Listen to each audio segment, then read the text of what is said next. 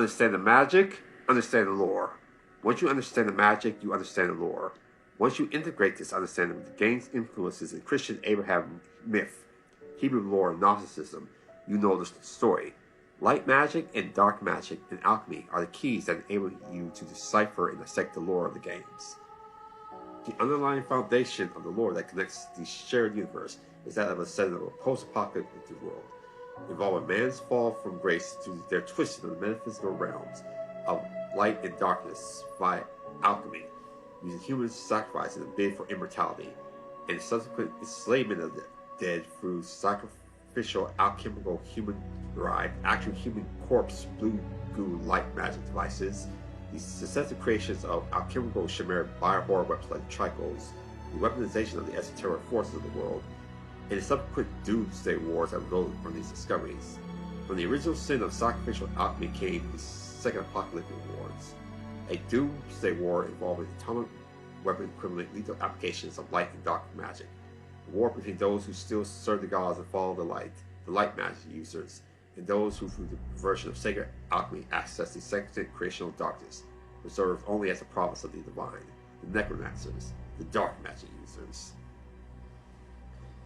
The magic system of Team Ico shared universe is key to understanding and deciphering the lore and backstory of all the games.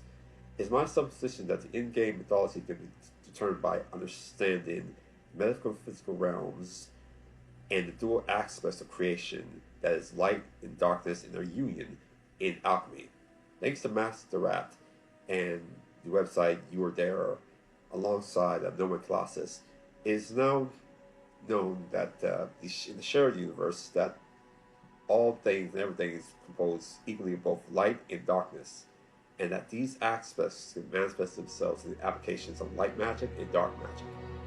By analyzing the mechanisms and interactions of these elements during the games, one is able to understand the nature of the elements of light and darkness. I suspect that the Team Ico universe differs from others in that they are a series of prequels, detailing how the world came to be from the antediluvian age apocalypse. Each game tells how an element of the previous one before it came to be.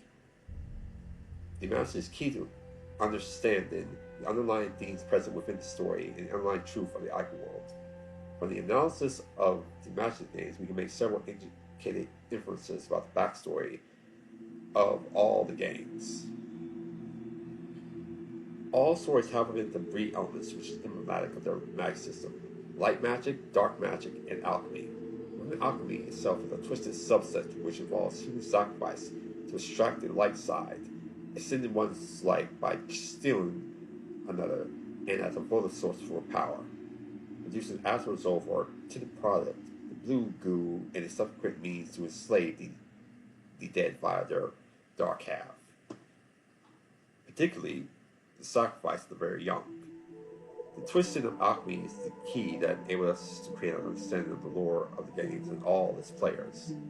The metaphysics of Ico, Shoutout, Colossus, The Last Guardian, Project Robot tell us the mythos of all games. From here we can discern the relationships of the gods and men, of races that came before man in the making of the world, and the fall from grace that precipitated the modern world Ico. The magic system of the games can be divided once again into three categories: light magic, dark magic, and alchemy. Light magic represents life, and dark magic represents death. Light magic's manifestations is white and cyan, and dark magic's manifestations is black and teal, order and chaos, divine masculine and divine feminine, active and passive, positive and negative, direct and indirect. These are all relevant. All things in the world are made of light and dark, and have as their equivalents light magic and dark magic, respectively. Both can use and perform various applications. Alchemy is the integration of these elements of light and dark magic to create form. By knowing the interplay of the realms of life and death, we can understand with very clarity how each game's story functions. From these, we can make the conclusion as follows. Ico's world is a world born out of an ancient apocalypse, a fall from grace of man trying to cheat death and achieve immortality by corporeality, by literally stealing the lives of other people, while trying to regain a former state of prominence by the use of a horrifying form of alchemy involving human sacrifice.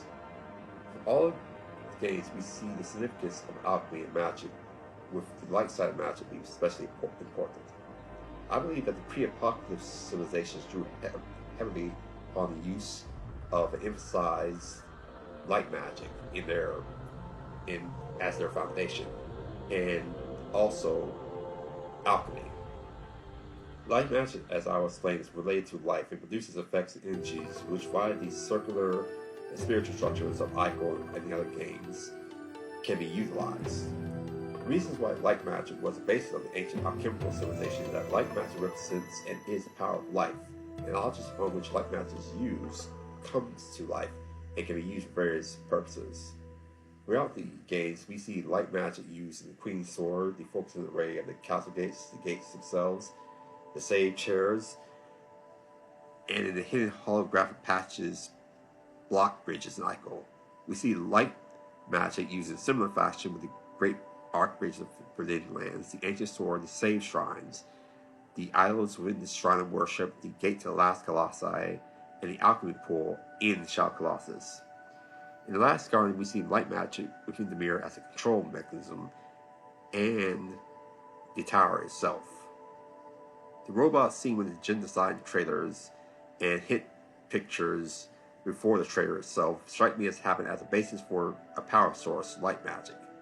The old world civilization was based heavily upon the use of light magic and alchemy, and I believe that this civilization used a special form of light magic, possibly the original light magic given to them by the powers that be, the gods, a power that they may have lost the right to when they became vainglorious and proud, and when they tried to cheat death.